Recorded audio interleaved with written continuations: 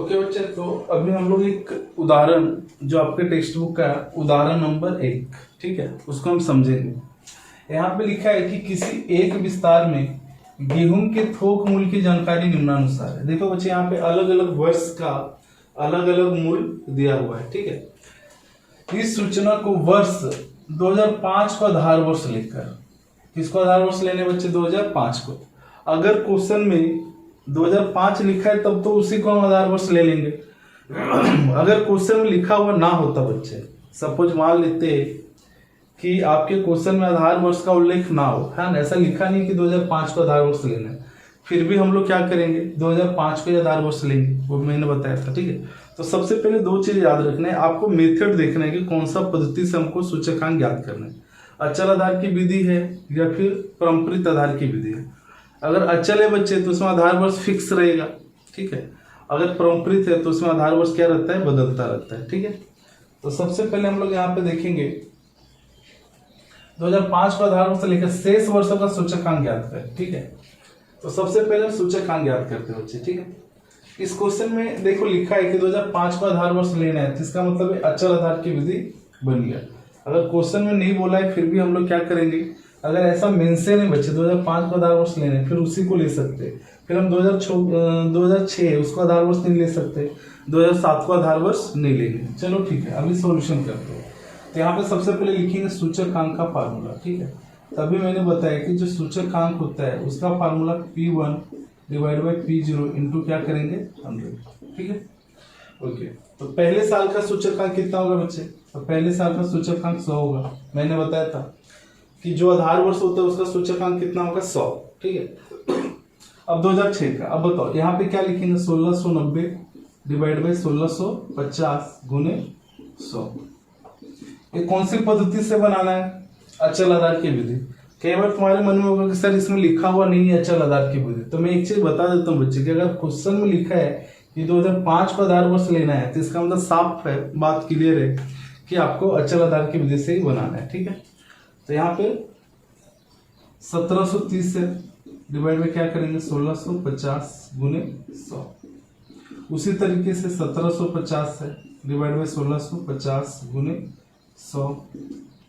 फिर 1810 से बच्चे डिवाइड बाई 1650 गुने 100।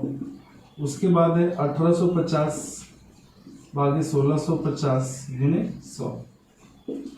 फिर 1870 है भागे 1650 गुने 100। उसके बाद 1900 है डिवाइड बाई 1650 गुने 100। 1950 भागे 1650 गुने 100। अब बताओ बच्चे समय आधार वर्ष क्या है? तो आधार वर्ष सबका क्या है बच्चे? सेम है ना। क्यों? क्योंकि क्वेश्चन में क्या बोला था? 2005 का आधार वर्ष लेना है, तो हमने देखो 2005 का आधार वर्ष कितना है? 1650। तो सबके नीचे क्या करना है? 1650 से भाग दे देना है, ठीक है, और गुना 100 कर देना। अब गुना करने के बाद पॉइंट के बाद 2 डिजिट तक लिखना है राउंड फिगर में, ठीक है। तो देखो पहले साल का तो 100 आ जाएगा बच्चे, ठीक है। दूसरा जो आएगा 102.42 हो जाएगा आंसर, है ना। फिर 104.85 ये आंसर हो जाएगा बच्चे। इसका 106.06 आ जाएगा। इसका गुना भागा करेंगे तो 109.70, 112.12, 113.33, फिर 115.15 और लास्ट में आएगा 118.18। ये आपका आंसर हो जाएगा, ठीक है। उसके बाद लास्ट में एक क्वेश्चन और भी बोला है बच्चे यहाँ से, इस सूचकांक से गेहूं का वर्ष 2013 के मूल्य में हुई प्रतिशत वृद्धि ज्ञात करें। तो अगर प्रतिशत वृद्धि ज्ञात करने बच्चे तो बताओ 2013 में सूचकांक कितना है? 118.1 है ना। तो यहाँ पे आपको एक स्टेटमेंट लिखना है कि वर्ष 2013 में गेहूं के मूल्य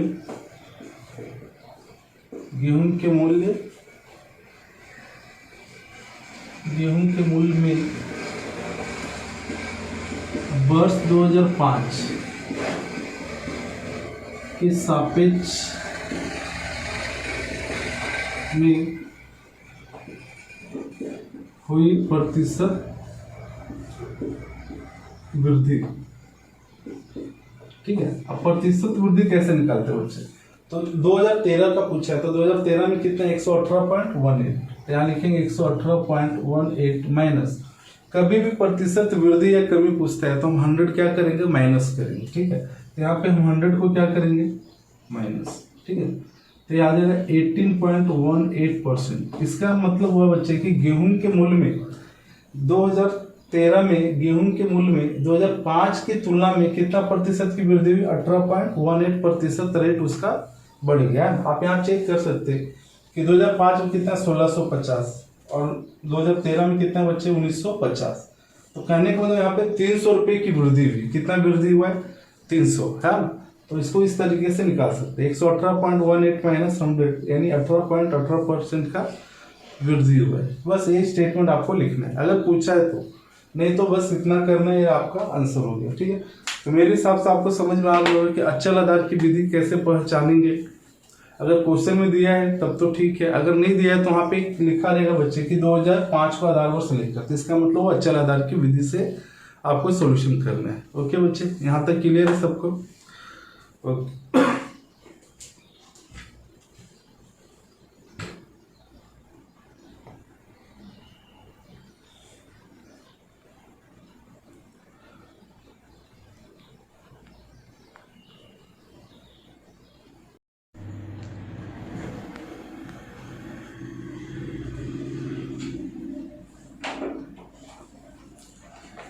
ओके बच्चे, तो आज हम लोग सांख्यिकी का जो हमने एक उदाहरण नंबर 1 हमने शायद करवाया था बच्चे आपको, है ना, ठीक है। आज हम लोग करेंगे उदाहरण नंबर 2, ठीक है। आप ध्यान देंगे, सभी बच्चे अपने अपना टेक्स्ट बुक निकालेंगे और उदाहरण नंबर 2 जो है बच्चे पेज नंबर 8 पे, ठीक है, पेज नंबर 8 निकालेंगे बच्चे, ठीक है। तो मैं एक बार क्वेश्चन को रीड कर देता हूं। यहाँ पे लिखा है कि उदाहरण 2 में कि 6 खुराकी वस्तुओं का वर्ष 2014 तथा 2015 में प्रति इकाई मूल्य नीचे कोष्टक में प्रदर्शित है। 2014 के वर्ष को आधार वर्ष लेकर खुराकी वस्तुओं के मूल्य का सामान्य सूचकांक की गणना कीजिए एवं इन खुराकी वस्तुओं के मूल्य में समग्र रूप से कितनी वृद्धि हुई है उसे ज्ञात करें। यहाँ पे वस्तु दिया हुआ है बच्चे, ब्रेड, अंडे, घी, दूध, चीज, मक्खन।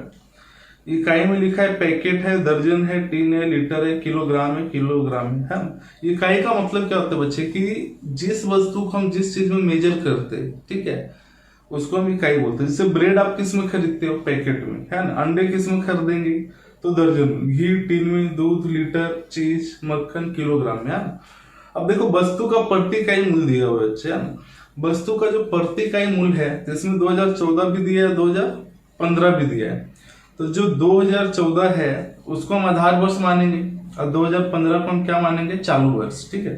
तो हमने बताया था कि जो आधार वर्ष होता है उसको हम क्या बोलते हैं, P0, और 2015 को क्या मानेंगे बच्चे, 2015 को हम लोग P1 मानेंगे, है ना, ठीक है। अभी आप इसका सॉल्यूशन करते हैं, ठीक है। तो कभी भी क्वेश्चन में वस्तु दिया हो बच्चे, ठीक है, तो उसका मूल्यानुपात निकालते, क्या निकालते हैं, मूल्यानुपात या मूल्य सापेक्ष। यहाँ पे एक नोट लिखेंगे हम लोग कि जब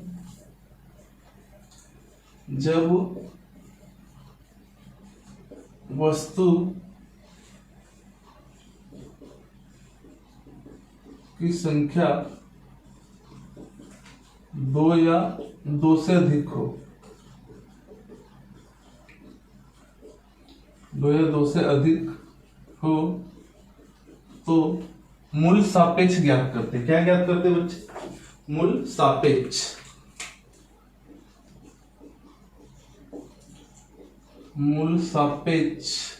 मूल सापेक्ष का फार्मूला होता है P1 डिवाइड बाई P0, ये याद रखना है, ठीक है। मूल सापेक्ष का फार्मूला होता है P1 डिवाइड बाई P0, ठीक है, याद रहेगा सभी बच्चे को। तो मूल सापेक्ष ज्ञात करेंगे, ठीक है, यहां तक क्लियर रखना है सबको कि मूल सापेक्ष हम ज्ञात करेंगे, ठीक है। अब यहाँ पे वस्तु जो दिया है वो हम लिखेंगे यहाँ पे, ठीक है। उदाहरण जो हम कर रहे बच्चे, उदाहरण नंबर 2, है ना। पेज नंबर की अगर बात करें तो पेज नंबर है 8, ठीक है। तो सबसे पहले वस्तु यहाँ पे लिखेंगे यहाँ पे वस्तु दिया हुआ बच्चे कुछ नहीं, बहुत ही आसान सा क्वेश्चन है। वस्तु में दिया है ब्रेड है, उसके बाद अंडे है बच्चे, उसके बाद है घी, उसके बाद दूध है, उसके बाद चीज है, फिर उसके बाद मक्खन।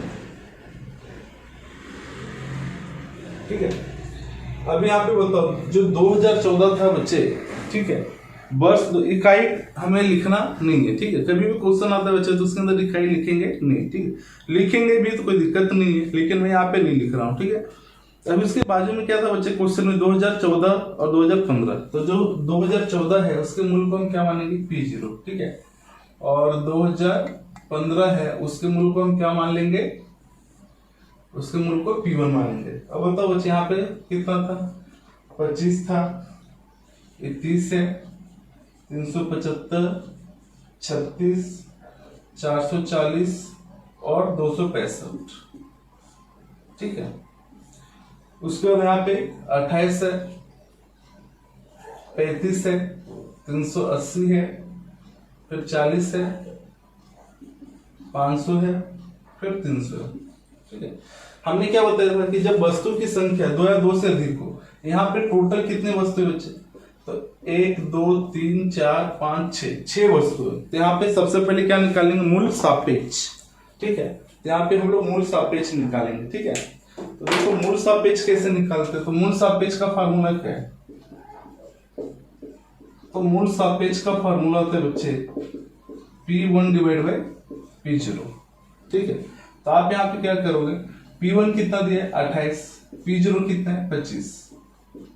ठीक है, इसका गुना भाग कर देंगे, यहाँ पे लिखेंगे 35/30, यहाँ पे 380 भागे 375, यहाँ पे 40 भागे क्या लिख देंगे बच्चे 36, यहाँ पे 500 भागे 440 और यहाँ पे 300 भागे 265। ठीक है, इसको डिवाइड करेंगे, डिवाइड के बाद पॉइंट के बाद 4 डिजिट तक लिखने, कितने डिजिट 4, आपकी बुक में 4 लिखा है तो हम 4 लिखेंगे। ठीक है, पहले का आंसर आ जाएगा बच्चे 1.1200, उसके बाद आएगा 1.1666, 1.0133, 1.1111, 1.1364, 1.1321। ठीक है, ये आपका आंसर हो जाएगा। अब यहाँ पे क्या करेंगे बच्चे, यहाँ पे हम टोटल लगाएंगे, क्या लगाएंगे, टोटल। जैसे मूल सापेक्ष निकल जाता है आपका, तो फिर यहाँ पे एक कॉलम बनाएंगे जिसमें लिखेंगे कुल। अब ये सबको प्लस कर देंगे, है ना, ये जो 6 हमने आंसर निकाले इसको क्या करना है, जोड़ देना है। ठीक है, तो जब इसको प्लस करेंगे बच्चे तो आ जाएगा 6.6795। ये आपका कैलकुलेशन हो गया। ठीक है, अब इसके बाद क्या बोला है, जो 6 खुराकी बच्चे है ना, कितने खुराकी है 6, तो 6 खुराकी वस्तुओं का मूल का सूचकांक यहाँ पे लिखेंगे 6 खुराकी वस्तुओं के मूल्य का कौन सा सूचकांक निकालेंगे, मूल का सूचकांक। बताओ बच्चे, इसका फार्मूला मैंने बताया था कि एक तो होता है sigma I divide by N, एक फार्मूला ये मैंने बताया था बच्चे। ठीक है, लेकिन ये फार्मूला भी यहाँ पे यूज नहीं करेंगे। दूसरा जो फार्मूला बताया था वो क्या बताया था बच्चे, दूसरा जो फार्मूला हमने बताया था कि तुमको क्या करना है, यहाँ पे सिग्मा लिखना है P1 divide by P0 divide by n और इनटू क्या कर देना है 100। ठीक है, अब बताओ बच्चे, जो सिग्मा P1 P0 इसी को हम ऐसा बोल सकते हैं sigma P1 divide by P0। ठीक है, तो ये हो गया 6.6795 और n वस्तुओं की संख्या कितना है 6, गुणे क्या कर देंगे 100। अब इसको गुना भागा कर दो, है ना, जब गुना भागा करेंगे तो 111.33 ये आंसर हो जाएगा। ठीक है, अगर आपने क्वेश्चन पढ़ा होगा बच्चे तो उसमें लास्ट में एक चीज और भी पूछा था कि इन खुराकी वस्तुओं के मूल्य में समग्र रूप से कितनी वृद्धि हुई है उसे ज्ञात करें, है ना। वृद्धि भी ज्ञात करना है। तो यहाँ पे लिखना है कि 2014 की तुलना में 2015 वर्ष का, यहाँ पे लिखेंगे वर्ष 2014 की तुलना में वर्ष 2015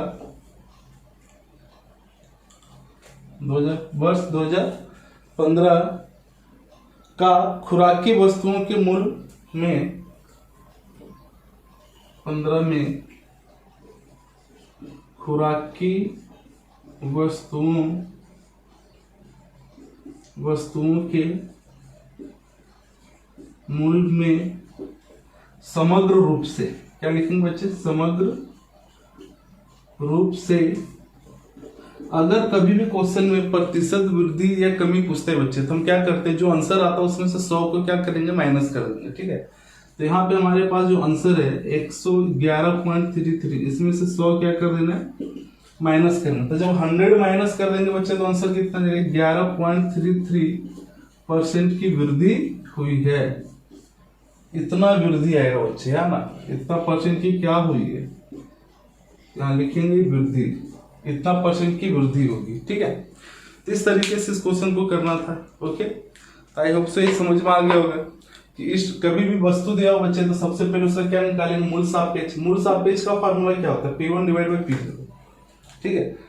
सूचकांक का फार्मूला क्या होता है, अगर आपसे कोई पूछे सूचकांक, सूचकांक मतलब क्या बच्चे, आई का फार्मूला क्या था, P1 divide by P0 into 100, ठीक है। अगर मूल सापेक्ष बोलेगा, ये सब फार्मूले एक नोटबुक में लिखते जाओ और इसको याद भी कर लेना बच्चे। मूल सापेक्ष का फार्मूला होता है P1 डिवाइड बाई P0, बस इतना है, क्या। अगर सामान्य सूचकांक क्या हो, सामान्य सूचकांक, तो इसका फार्मूला क्या हो जाएगा, तो sigma P1 divide by P0 divide by n into 100, ठीक है। तो अभी तक मैंने कितने फार्मूले बता दिए, एक ये फार्मूला बन गया, ये 2 और ये 3, ठीक है। तो इस तरीके से फार्मूले आपको याद रखना है। ओके बच्चे, तो अभी हम चलते हैं उदाहरण नंबर 3, ठीक है। उदाहरण नंबर जो 3 है बच्चे वो ध्यान से पढ़ेंगे। यहाँ पे लिखा है कि एक चीनी उत्पादक कंपनी के वर्ष 2008 से लेकर 15 तक के चीनी के उत्पादन के आंकड़े निम्नानुसार है। इस सूचना से वर्ष, अब यहाँ पे इंपॉर्टेंट है कि 2009, 2010, 2011 के औसत उत्पादन को आधार वर्ष का उत्पादन मानकर अचल आधार की विधि से सूचकांक तैयार कीजिए, ठीक है बच्चे। तो यहाँ पे क्या बोला है, 2009, 10 तथा 11 के औसत उत्पादन को आधार वर्ष मानकर अचल आधार की विधि से सूचकांक ज्ञात करें। अब यहाँ पे एक चीज तो पता चल गया कि जो सूचकांक निकालना है, सूचकांक 2 पद्धति से निकालते हैं, एक परंपरित होता है और एक अचल होता है, ठीक है। अगर क्वेश्चन में अचल लिखा है तो अचल से बनाएंगे, परंपरित अभी हमने पढ़ा नहीं बच्चों, ठीक है, अभी आगे परंपरित भी मिलेगा, ठीक है। तो अब अचल आधार की विधि में यहाँ पे क्या बोला है कि जो हमको औसत मूल्य लेना है वो क्या लेना है, 2009, 10 और 11 के औसत उत्पादन को आधार वर्ष लेना है। तो देखेंगे कि जब 2 या 2 से अधिक वर्ष का औसत उत्पादन, औसत का मतलब क्या होता है बच्चे कि तीनों वर्ष के जो मूल्य है उसको प्लस कर देंगे और 3 से भाग दे देंगे, ठीक है। तो यहाँ पे देखेंगे वर्ष दिया हुआ है 2008 से लेकर 15 तक उत्पादन दिया है। चलो इसको सॉल्यूशन करते हैं, ठीक है। पेज नंबर 9 पे है बच्चे क्वेश्चन।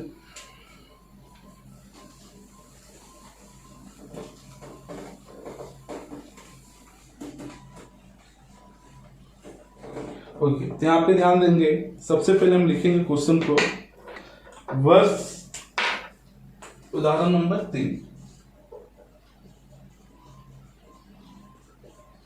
यहाँ पे लिखेंगे बच्चे वर्ष, ठीक है।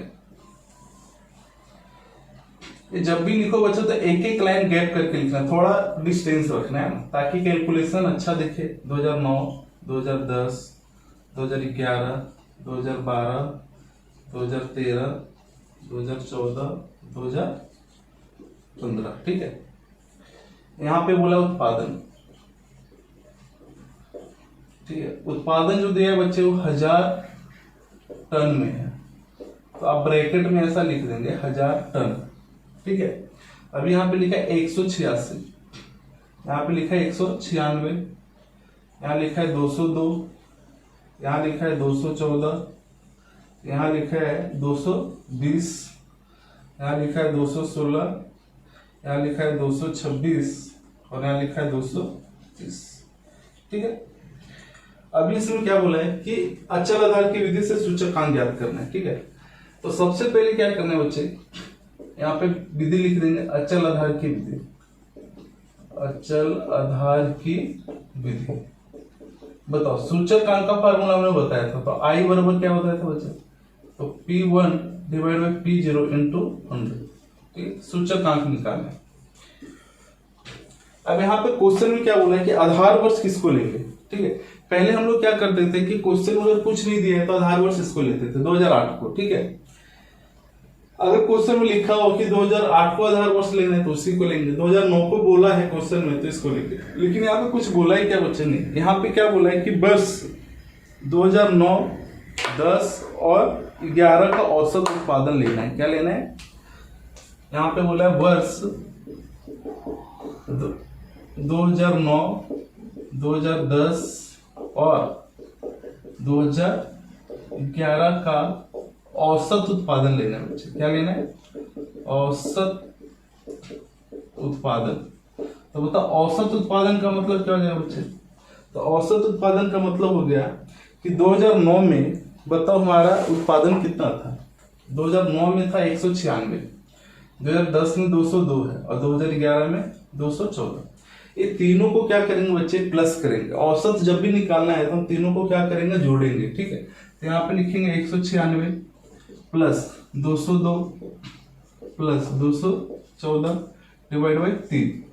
अगर यहाँ पे 3 वर्ष है तो 3 से भाग देंगे, 2 वर्ष है तो 2 से देंगे, 4 वर्ष होगा तो 4 से भाग देंगे। ठीक है, जब इसको आप जोड़ोगे बच्चे और 3 से भाग देंगे तो ये आ जाएगा टोटल 612 डिवाइड बाई 3, तो मेरे हिसाब से 204 आ जाएगा। कितना आएगा, 204। अभी क्या करना, अचल आधार की विधि सुनाना है, तो सबको क्या करना है बच्चे, 186 भागे 204 गुने 100।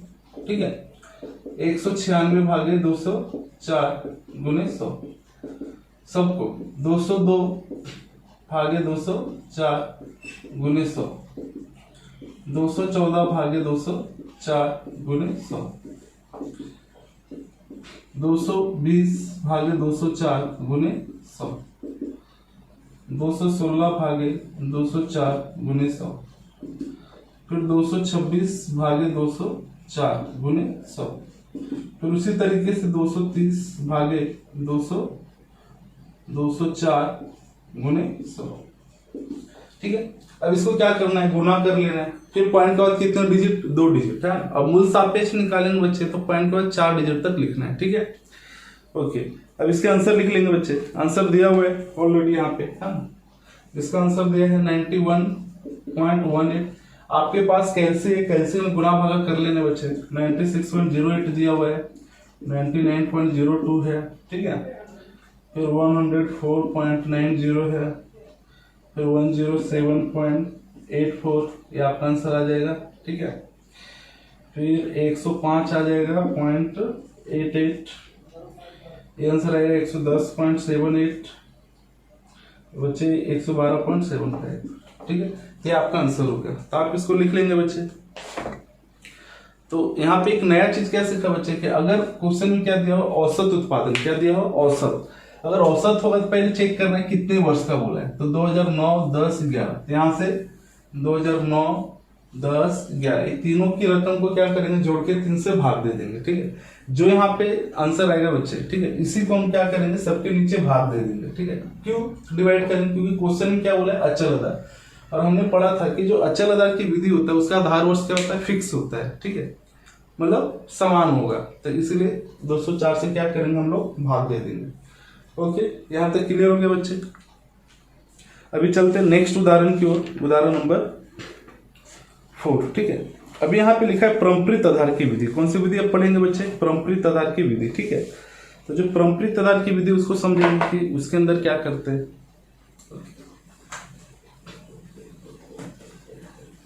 तो अचल आधार की विधि मेरे हिसाब से इतना क्वेश्चन आएंगे बच्चे, अगर एग्जाम में आना है था अचल में, औसत वाला पूछ सकता है, ठीक है।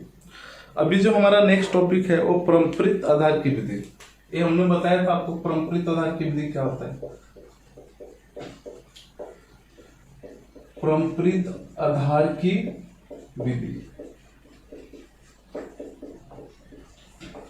तो परंपरित आधार की विधि बच्चे, इसके अंदर आपको क्या ध्यान में रखना है, ठीक है, कि इसमें जो आधार वर्ष होगा वो क्या रहेगा, बदलते रहेगा, ठीक है। सबसे पहली बात तो याद रखना बच्चे कि इसमें आधार वर्ष क्या होता है, हमेशा बदलते रहता है, ठीक है। ओके, तो इसका फार्मूला लिख लेते हैं बच्चे कि अगर परंपरित आधार की विधि से सूचकांक ज्ञात करना हो, क्या ज्ञात करना, अगर इस विधि से आता है सूचकांक ज्ञात करना, तो यहाँ पे लिखेंगे सूचकांक इक्वल टू, यहाँ पे लिखेंगे चालू वर्ष का मूल्य, चालू वर्ष का मूल्य डिवाइड बाय गत वर्ष का मूल्य, क्या लिखेंगे बच्चे, गत वर्ष का मूल्य इंटू 100, या फिर इसी को ऐसा लिख सकते हैं P1 divide by P0 into 100, वो एक ही बात है, ठीक। अभी इसी पे हम लोग क्या करेंगे, परंपरित में क्या होता है बच्चे कि आधार वर्ष क्या होगा, बदलता रहेगा, बस इतना याद रखना है। अचल में क्या रहता है, आधार वर्ष फिक्स रहता है। अभी एक क्वेश्चन करते हैं, उदाहरण नंबर 4, ठीक है, आपके टेक्स्ट में पेज नंबर 10 पे बच्चे, ठीक है। उदाहरण नंबर 4, उदाहरण नंबर 4, ठीक है। उदाहरण नंबर 4 में एक बार पढ़ देता हूं, ठीक है। यहाँ पे लिखा है एक कंपनी के वर्ष 2014 के प्रत्येक 2 मास के अंत में शेयर के बंद होने वाले मूल्य संबंधी सूचना दी गई है। इस सूचना से परंपरित आधार की विधि द्वारा सूचकांक की गणना करें। कौन सी विधि बोले बच्चे, परंपरित आधार की विधि से सूचकांक ज्ञात करना है, ठीक है। महीना दिया हुआ है जनवरी, मार्च, मई, जुलाई, सितंबर, नवंबर, है ना, मूल्य भी दिया है। चलो ये क्वेश्चन में लिख देते हैं, यहाँ पे क्या दिया हुआ है। सबसे पहले यहाँ पे कॉलम बनाएंगे महीना का, ठीक है। फिर यहाँ पे लिखेंगे मूल्य, मूल्य जो होगा बच्चे वो रुपीज में होगा। महीना में लिखा है जनवरी, उसके बाद लिखा है मार्च, उसके बाद लिखा है मई, उसके बाद लिखा है जुलाई, जुलाई के बाद सितंबर है, फिर उसके बाद नवंबर। इस तरीके से यहाँ पे मंथ दिया हुआ है। अभी इसका मूल्य जो है बच्चे 2200 रुपये है, फिर 21.20 हो गया, फिर वापस 2200 रुपये है, 23 है, 24.70 एंड 26.00, ठीक है। अब इसको क्या करना बच्चे, परंपरित आधार की विधि से सूचकांक ज्ञात करना। अगर इस टाइप का क्वेश्चन है तो देखो इसका सॉल्यूशन कैसे करेंगे, है ना, ठीक है। क्वेश्चन में बोला है परंपरित आधार की विधि, तो सबसे पहले यहाँ पे बच्चे फार्मूला लिखेंगे परंपरित आधार की विधि से जब हम सूचकांक निकालेंगे, ठीक है। सबसे पहले तो यहाँ पे लिख देते हैं परंपरित आधार की विधि, ठीक है।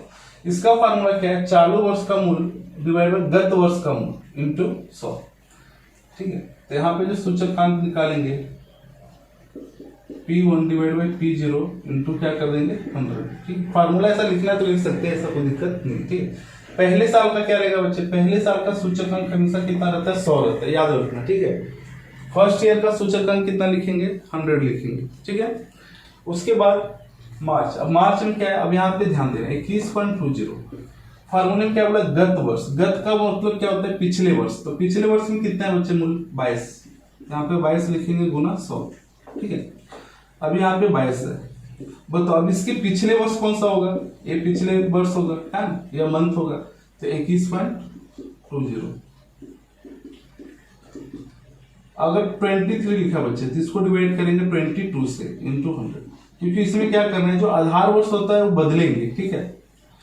24.70 है डिवाइड बाई 23 इंटू क्या कर देंगे 100, ठीक है। अगर 26.00 लिखा बच्चे तो इसका आधार वर्ष क्या हो जाएगा 24.70 इंटू 100। तो परंपरित में बस इतना सा डिफरेंस है बच्चे कि उसके अंदर आधार वर्ष फिक्स रहता है, परंपरित में क्या रहेगा, बदलता रहेगा। अब देखो यहाँ पे 22 आ गया, 21 है, 22 है, 23 है, 24 है, क्या ये सेम है क्या, नहीं, ये अलग अलग है ना। तो जब अलग अलग हो तो इसको क्या बोलते हैं, परंपरित आधार की विधि कहेंगे, ठीक है। अब इसका आंसर निकाल लेंगे बच्चे, ठीक है। तो आंसर जो आएगा आपका ये आ जाएगा 96.36, ठीक है। ये 103.77 हो जाएगा, ये 104.55 हो जाएगा बच्चे, ये 107.39 और ये 105.26, ये आपका आंसर हो जाएगा, ठीक है। इसी को परंपरित आधार की विधि बोलेंगे, ठीक है। कोई दिक्कत बच्चे, देख लो इसको, समझ लो, है ना। उसके बाद फिर हम उदाहरण नंबर 4 की ओर चलेंगे, ठीक है। इसको आप लिखे जब तक 5, है ना। ये उदाहरण नंबर 5 जो है बच्चे, इसके अंदर सारा कुछ बहुत सारी चीजें निकालना है, ठीक है। उदाहरण 5, ठीक है। सबसे पहले एक बार क्वेश्चन पढ़ लेंगे बच्चे। यहाँ पे लिखा है उदाहरण नंबर 5 में कि एक खाद्य तेल की मिल में वर्ष 2008 से 2015 तक का मूंगफली की खरीदी संबंधी सूचना निम्नानुसार है। उस पर से 2008 को आधार वर्ष मानकर अचल आधार की विधि द्वारा, पहला क्या बोला है बच्चे, फर्स्ट बोला है अचल आधार की विधि, क्या बोला है, अचल आधार की विधि, ठीक है। अचल आधार की विधि तथा परंपरित आधार की विधि, मतलब दूसरा क्वेश्चन इसके अंदर क्या बोला है, परंपरित, क्या बोला है, परंपरित आधार की विधि, मतलब इसमें दो बोला है, एक अचल आधार की विधि भी है, परंपरित आधार की विधि, एवं वर्ष 2010 तथा 11। अब तीसरा क्वेश्चन क्या बोला बच्चे कि वर्ष 2010 एवं 2011 की खरीदी की औसत मात्रा को आधार वर्ष की खरीदी मानकर प्रत्येक परिस्थिति में सूचकांक की गणना कीजिए, ओके। तो सबसे पहले देखेंगे यहाँ पे 3 क्वेश्चन है बच्चे, अचल भी बोला है, परंपरित भी बोला है, और 10 और 11 का औसत मूल्य भी लेना है, क्या लेना है बच्चे, औसत।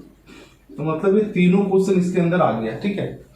तो वापस हम तीनों क्वेश्चन साथ में करने वाले, ओके। तो यहाँ पे ध्यान देंगे सब लोग। सबसे पहले मैं क्वेश्चन लिख दो बच्चे, आप वर्ष 2008, 2009, 2010, 2011, 2012, 2013, 2014, 2015, ठीक है। यहाँ पे लिखेंगे मूंगफली की खरीदी, मूंगफली की खरीदी, ठीक है। यहाँ पे लिखेंगे 230, 250, 230, 250, 270, 280, 300 और वापस 300, ठीक है। पहले हम लोग क्या करेंगे बच्चे, अचल आधार की विधि से बनाएंगे। कौन सी विधि हम यूज करेंगे, अचल आधार की विधि। तो यहाँ पे हम लिखेंगे अचल आधार की विधि, ठीक है। यहाँ पे ध्यान देंगे बच्चे, अचल आधार की विधि में कैसे बनाएंगे जो है ना। तो यहाँ पे लिखेंगे अचल आधार की विधि,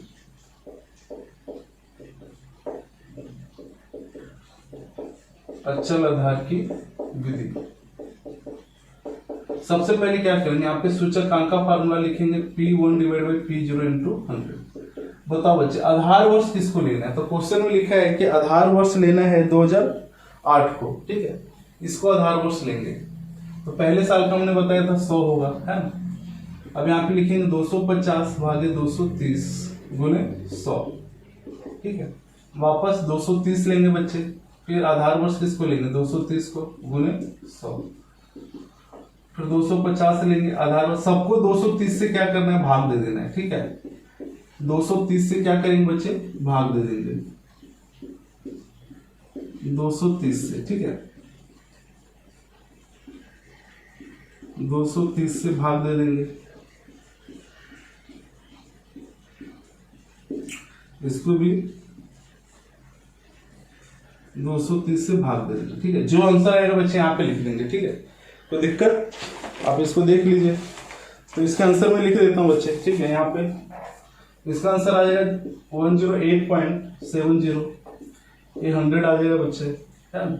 ये 108 ये भी 70 आ जाएगा, फिर 117.39, ये आ जाएगा 121.74, ये आएगा 130.43 और ये आ जाएगा 130.43, ठीक है।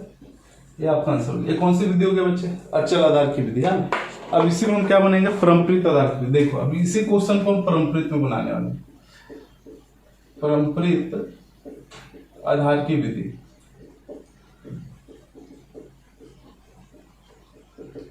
ठीक है। इसी क्वेश्चन को हम क्या बनेंगे? परम्परित आधार की विधि, ठीक है। अब बताओ बच्चे, परम्परित में मैंने क्या बताया था? आधार वर्ष बदलता रहता है। क्या होता है? आधार वर्ष बदलता रहेगा, ठीक है। तो सबसे पहले फर्स्ट ईयर का तो 100 लिखेंगे बच्चे, ठीक है। अभी 250 है तो इसका आधार वर्ष क्या लेंगे? 230 गुना 100 करेंगे। अगर हमने 230 लिखा तो इसका आधार वर्ष क्या होगा बच्चे?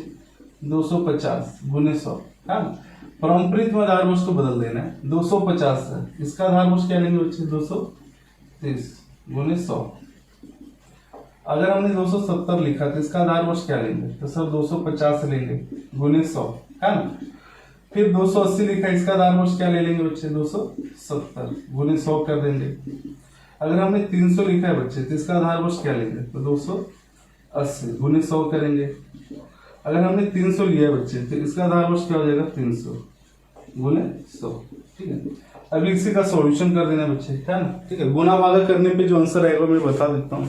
पहला तो 100 है, ये 108.70 आ जाएगा, ठीक है। ये आ जाएगा 92.00, ये आ जाएगा 108.70, ये आंसर आएगा बच्चे 108, ये आंसर आएगा 103.70, ये आएगा 107.14 और ये आ जाएगा बच्चे 100, ठीक है। इतना समझेंगे ध्यान से। थर्ड क्वेश्चन क्या बोला था इसी में? अगर आप थर्ड देखें तो तीसरा क्वेश्चन इसमें था बच्चे कि वर्ष 2009 या 10 था बच्चे, 10 और 11 था। वर्ष 2010 और वर्ष 2011 का औसत मूल्य क्या लेना है बच्चे? औसत मूल्य। तो बताओ 2010 में कितना मूल्य है? तो 2010 जो है बच्चे यहाँ पे देखो 230 है। 2011 में कितना है? 250। तो ये दोनों को हम क्या करेंगे? यहाँ पे जोड़ेंगे, 230 प्लस 250 डिवाइड बाई 2। तो ये कितना आ जाएगा? 2 2 4 यानी 480 हो जाएगा बच्चे। तो 480 भागे 2 करेंगे तो 240, ठीक है। अभी क्या करना है? सबको 240 से भाग दे देना है, ठीक है। तो यहाँ पे पहला कितना है? 230। तो 230 भागे क्या लिखेंगे बच्चे? 240 गुने क्या कर देना है? 100। अभी आधार वर्ष इसी को लेना है 240 को, और सबके नीचे 240 से डिवाइड कर दो। अभी 250 है, इसको भी डिवाइड करेंगे 240, ठीक है। फिर 230 है, डिवाइड बाई 240 गुने 100, ठीक है। फिर 250 है बच्चे, उसके बाद 270 है, उसके बाद 280 है, उसके बाद 300 है, वापस 300 बचे। तो 300 भागे क्या करेंगे? 240 गुने 100, ठीक है। इस तरीके से आप कैलकुलेशन कर लेंगे, ठीक है। तो यहाँ पे तीनों टाइप के क्वेश्चन आपको समझ में आ गए। पहला क्या था बच्चे? तो फर्स्ट जो था अचल आधार की विधि था, दूसरा पारंपरिक था, और ये जो तीसरा था वो औसत है, हाँ। तो कभी भी औसत रहेगा बच्चे तो सबको औसत निकाल कर जो आएगा उसको डिवाइड कर देंगे, ठीक है। अब इसके आंसर लिख दो बच्चे। इसके जो आंसर आएंगे वो देखेंगे आप लोग, है 95.83 आएगा, 95.83, ये 104.17, ये 95.83, है ना, ये 104.17, फिर 112.5, ये 116.67, एक मिनट, 95.83, 104.17, 95.83, 104.17, 116.67, ये आ जाएगा बच्चे 125, और ये भी आंसर आ जाएगा 125, ठीक है। ये आपका क्वेश्चन नंबर 5, उदाहरण नंबर जो 5 है बच्चे वो आपका कंप्लीट हो गया, ठीक है। ये आप मेरे हिसाब से थोड़ा थोड़ा समझ में आया होगा आप लोगों को कि अचल आधार की विधि, पारंपरिक आधार की विधि और औसत मूल्य में क्या डिफरेंस है। अगर इस टाइप का क्वेश्चन है तो किस तरीके से करना है, ठीक है। इसको आप लोग लिख ले बच्चे। ओके बच्चे, तो अभी हम लोग नेक्स्ट क्वेश्चन उदाहरण नंबर 6, ठीक है। तो उदाहरण नंबर 6 सबसे पहले मैं पढ़ देता हूँ बच्चे, सब ध्यान देंगे। उदाहरण नंबर 6 में लिखा है कि एक फ्लोर मिल में 3 धान्य, गेहूं, बाजरी तथा चने के आटे का वर्ष 2011 से 2015 तक की बिक्री को निम्न सूचना से सरल औसत के उपयोग द्वारा अचल आधार की विधि, जिसमें आधार वर्ष 2011 को लेने पर, तथा परंपरित आधार की विधि से बिक्री के समान सूचकांक की गणना कीजिए। ठीक है बच्चे, तो यहाँ पे सामान्य सूचकांक निकालना है। क्वेश्चन ये थोड़ा सा अलग टाइप का है, तो देखेंगे कि इस टाइप के क्वेश्चन हम कैसे बनाते हैं। ठीक है, यहाँ पे वर्ष दिया है, बिक्री दिया हुआ है 2011, 12, 13, 14, 15, गेहूं का आटा है, बाजरी का आटा है, चने का आटा है। ठीक है, उसके अंदर रकम भी दिया हुआ है बच्चे। ठीक है, तो सबसे पहले हम लोग क्या करेंगे, अचल आधार की विधि से बनाएंगे। कौन सी विधि से? अचल आधार की विधि से। ठीक है, तो सब ध्यान देंगे कि इसको कैसे बनाएंगे। ठीक है, यहाँ पे लिखेंगे उदाहरण नंबर 5। ठीक है, हेडिंग देंगे अचल आधार की विधि। फर्स्ट, अचल आधार की विधि। बताओ बच्चे, अचल आधार की विधि से सूचकांक ज्ञात करने का फार्मूला क्या है? अगर अचल आधार की विधि है, ठीक है, अगर इस विधि से हमको क्या निकालना है? सूचकांक। सूचकांक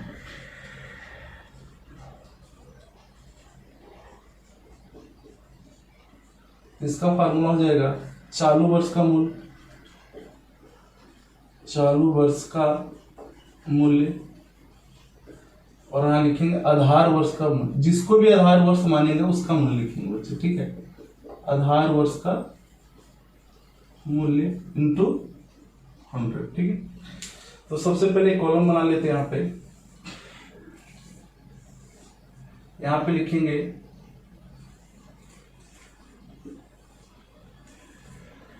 यहाँ पे वर्ष लिखेंगे बच्चे।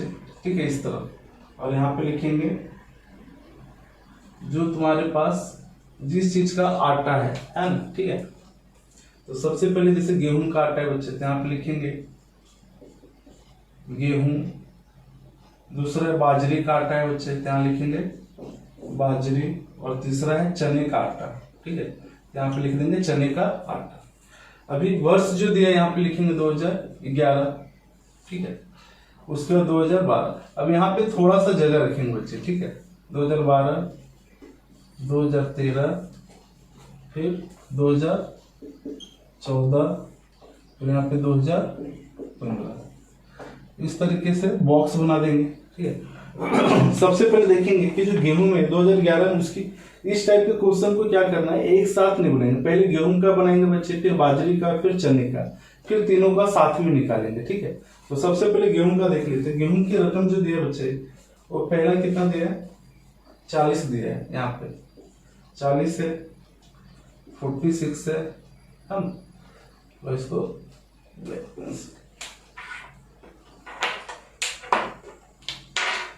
यहाँ पे दिया हुआ है 40, 46, 50 है, 56 है, और उसके बाद 64। ठीक है, अब बताओ इसको अचल आधार की विधि से बनाना। तो आधार वर्ष किसको लेंगे बच्चे? 2011 को। और 2011 में मूल्य कितना है? 40। तो सबके नीचे क्या कर देना, 40 से डिवाइड कर देंगे इंटू 100। ठीक है, डिवाइड बाय 40 गुने 100, डिवाइड बाय 40 गुने 100, डिवाइड बाय 40 गुने 100। ठीक है, और जो पहले साल का रहेगा बच्चे सूचकांक, वो तो 100 रहेगा। कितना रहेगा? ये 100 रहता है। कितना रहेगा? पहले साल का जो सूचकांक रहेगा वो 100 रहेगा। ठीक है, पहले साल का कितना लिखेंगे? सूचकांक 100 ही लिखेंगे। तो इसको फिर मिटा देना है, सिर्फ 100 लिखना है। यहाँ पे सिर्फ 100 लिख देंगे। ठीक है, ओके। बाजरी का देख लेते हैं। बाजरी का यहाँ पे बच्चे दिया 20, 30 है, 36 है ना। इसको चौथा ऐसा लैंड प्रूफ कर दूँ, 36 है, फिर 42 है, उसके बाद 54 है। अब इसमें आधार वर्ष किसको लेंगे? 20 को। तो यहाँ पे 20 लिखेंगे इंटू 100, यहाँ पे 20 लेंगे इंटू 100, यहाँ पे 20 लेंगे गुना 100, यहाँ पे 20 लेंगे गुना 100। ठीक है, इस तरीके से सॉल्यूशन करेंगे अपन। अब इसको हटा दो बच्चे, यहाँ पे क्या लिख देना, पहले साल का 100 होता है तो 100 लिख देंगे, है ना। उसके बाद एक लाइन, फिर वापस चने का देख लेते हैं बच्चे। चने का दिया हुआ है 50, 64, फिर 80 है, 96 और 112, ठीक है। अब इस सबके नीचे क्या करना है, 50 से डिवाइड कर देना है, तो 50 गुने 100 कर देंगे, यहाँ भी 50 गुने 100, 50 गुने 100, यहाँ भी बच्चे 50 गुने 100, ठीक है। अब ये पहले साल का क्या रहेगा, तो पहले साल का 100 ऐसा लिख देंगे, ठीक है। अब सबका गुना भागा करना बच्चे, ठीक है। जब गुना भागा करेंगे तो 115 आ जाएगा आपका आंसर, ठीक है। ये आ जाएगा 150 और ये आ जाएगा 128। उसी तरीके से 125 से आएगा बच्चे, इसको गुना भागा करेंगे तो 180 हो जाएगा, 160 हो जाएगा। इसको गुना भागा करेंगे तो ये आ जाएगा 140, ये आ जाएगा 210, ये आएगा 192, ठीक है, ओके। उसी तरीके से इसको गुना भागा करेंगे 160 बनेगा, ये 270 आ जाएगा और 224। अब इसके बाद क्या करना बच्चे, यहाँ पे एक कॉलम बनाएंगे कुल, ठीक है, क्योंकि हमको समान सूचकांक निकालना है तो तीनों को प्लस करना पड़ेगा। अब 100 और 100 तीनों प्लस करेंगे तो कितना देगा बच्चे, 300। इन सबको प्लस कर देंगे तो आ जाएगा 393, ये आ जाएगा 465, ये आ जाएगा 542 और ये आ जाएगा 654, ठीक है। अब यहाँ पे लिखेंगे बिक्री का समान सूचकांक, क्या निकालेंगे, हमको निकालना था बिक्री का समान सूचकांक। यहाँ लिखेंगे बच्चे बिक्री का समान सूचकांक, और इसका जो फार्मूला था sigma I divide by N, ये हमने बताया था आप लोगों को, ठीक है। अब देखो इधर इसको क्या करना है, कुछ नहीं करना है, सिर्फ डिवाइड कर देना बच्चे। अब यहाँ पे 300 है तो 300 डिवाइड बाई क्या कर देंगे 3, ये आपका आंसर कितना आ जाएगा 100। यहाँ पे 393 है डिवाइड बाई 3, ये आ जाएगा 131, ठीक है। यहाँ पे 465 डिवाइड बाई क्या कर देंगे बच्चे 3 क्यों ले रहे हैं, क्योंकि यहाँ पे वस्तुओं की संख्या कितना है बच्चे 3 है। गेहूं बाजरा और चने मतलब यहाँ 3 वस्तु है, 1 2 3, इसमें 3 से भाग देना है। अगर 4 वस्तु है तो 4 से भाग देंगे, ठीक है, ओके। इसको डिवाइड करेंगे बच्चे तो आ जाएगा 155, 155, ठीक है। उसी तरीके से 542 डिवाइड बाई 3, इसको डिवाइड करेंगे तो आंसर आ जाएगा 180.67, ठीक है। उसी तरीके से लास्ट वाले का आंसर आ जाएगा 218, 654 डिवाइड बाई 3। ये आपका हो गया अचल आधार की विधि से सूचकांक। अगर इस टाइप का क्वेश्चन बचे तो इस तरीके से आपको बनाना है, ठीक है, क्लियर हो गया, ओके। इसी को फिर परंपरित आधार की विधि से बनाएंगे, तो इसको लिख लेंगे बच्चे।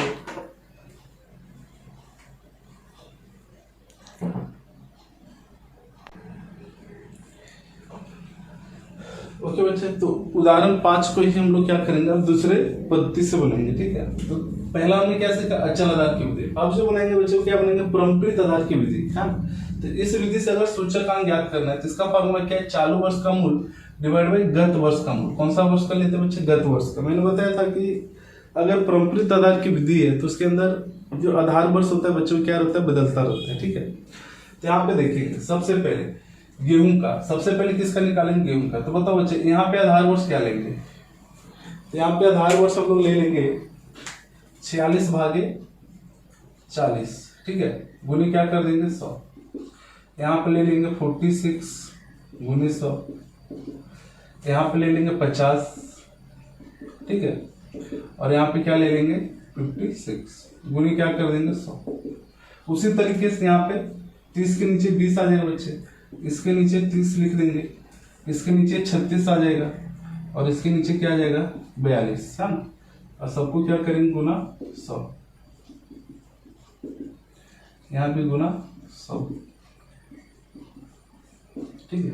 अब यहाँ पे 64 है, इसके नीचे क्या लिखेंगे बच्चे 50, 80 है तो इसके नीचे क्या आ जाएगा 50, सॉरी इसके नीचे 64 आ जाएगा गुने 100। इसके नीचे लिखेंगे 80 और इसके नीचे क्या लिख देंगे 96। अलग अलग वस्तु का निकालना है, ठीक है। तो ये हो गया पारंपरिक आधार की विधि। और पहले साल का हमने क्या बताया था बच्चे, जो सूचकांक होता है वो कितना होता है 100 रहता है। कितना रहता है 100, ठीक है। तो टोटल कितना हो जाएगा 300। अब ये सबका सॉल्यूशन कर लेना बच्चा है ना, तो आंसर क्या है वो देख लेंगे, है ना। तो मैं यहाँ पे लिख देता हूँ इसमें कितना आएगा।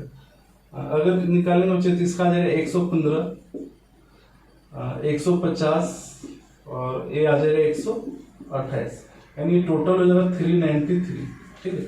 अगर इसका समान सूचकांक निकालेंगे तो 300 डिवाइड बाई 3 यानी कितना आ जाएगा 100। इसका अगर समान सूचकांक निकालते तो 131, ये आंसर आ जाएगा, ठीक है। उसी तरीके से इसका आ जाएगा 108.70 आ जाएगा बच्चे, 120 आ जाएगा और 125। ये तीनों का टोटल करेंगे तो 353.7 आ जाएगा और इसको डिवाइड कर देंगे 353.7 डिवाइड बाई 3, तो डिवाइड करेंगे तो 117.90 ये आपका आंसर हो जाएगा, ठीक है। उसी तरीके से यहाँ पे डिवाइड करेंगे बच्चे तो 112 ये आ जाएगा, 116.67 ये आपका आंसर आ जाएगा। फिर आ जाएगा 120, ये तीनों को प्लस कर देंगे तो 348.67 और यहाँ पे लिखेंगे 348.67 डिवाइड बाई 3, तो ये आपका आंसर बन जाएगा 116.22, ठीक है। उसी तरीके से यहाँ पे लिखेंगे 114.29, 128.57, 116.67, ठीक है। इसका टोटल करेंगे बच्चे तो 359.53 आएगा। अब इसी को डिवाइड कर देंगे 359.53 डिवाइड बाई 3। यहाँ भी वस्तु की संख्या कितना 3 है ना, ठीक है। इसका भी आंसर आ जाएगा 119.84, ये आपका आंसर हो गया, ठीक है। तो इस तरीके से ये आपका फर्स्ट जो है 1.1 आपका कंप्लीट हो गया बच्चे, ठीक है। इसका नेक्स्ट वीडियो में हम लोग इसका एक्सरसाइज का क्वेश्चन करेंगे कि उसको किस तरीके से करना है, ओके। जब तक आप इसको 1-2 बार प्रैक्टिस करें, बनाए, जहाँ पे डाउट हो आप कमेंट व्हाट्सअप कर सकते हैं बच्चे, ठीक है। Okay bye, take care.